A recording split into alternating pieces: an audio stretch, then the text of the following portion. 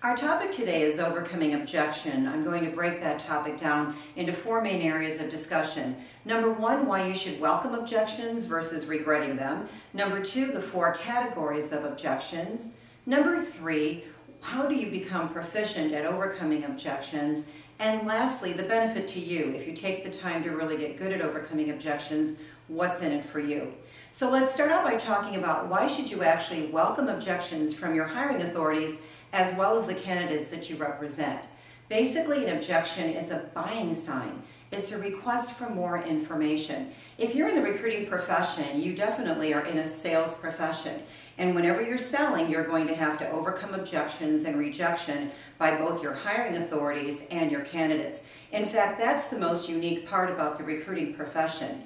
We're the only sales profession that has people on both sides of our sales. And as you and I both know, people change their minds. They have other priorities. Sometimes they disappear. Sometimes they change their answers. And so we have to get great at this. We have to get great at overcoming objections and really determining what is most important, not only to the hiring authorities that we represent, but also the candidates that we're representing.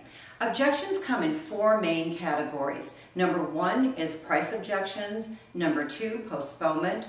Number three, personal objections. And number four, service objections. It's really important that you understand the four different categories of objections because then you're going to more effectively overcome them.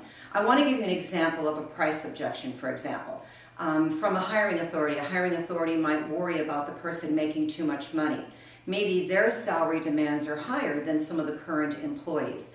If they're using an external recruiter, their objection might be your fee, or it could be the bill rate that you're charging.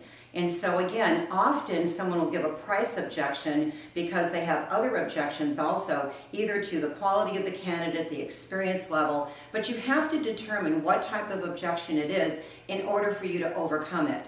So let's talk about postponement objections. That's anything that delays the process. That's a person that wants to send you their paperwork, a hiring authority that doesn't give you interviewing times up front.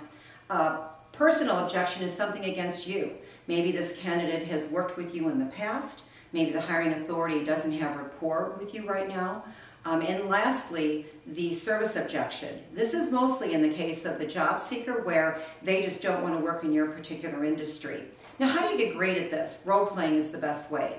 Write down objections that are stopping you because you need to overcome 3 objections with every call you make or you're making customer service calls. And now you might think, okay, so I'm going to practice this, I'm going to role play it, I'm going to determine what type of objection this is. How does this benefit me as a recruiter? Well, you'll have more hires. You're going to have more hires that are retained by the hiring authorities, and you will develop a much better rapport with both the candidates and the hiring authorities because, see, your reputation is on the back of every person you represent. So you not only want to attract the top talent, you want to hire them or place them in a job, and you also want them to be happy at the job and be retained. And all of that will happen when you get great at overcoming objections. Thanks for joining me.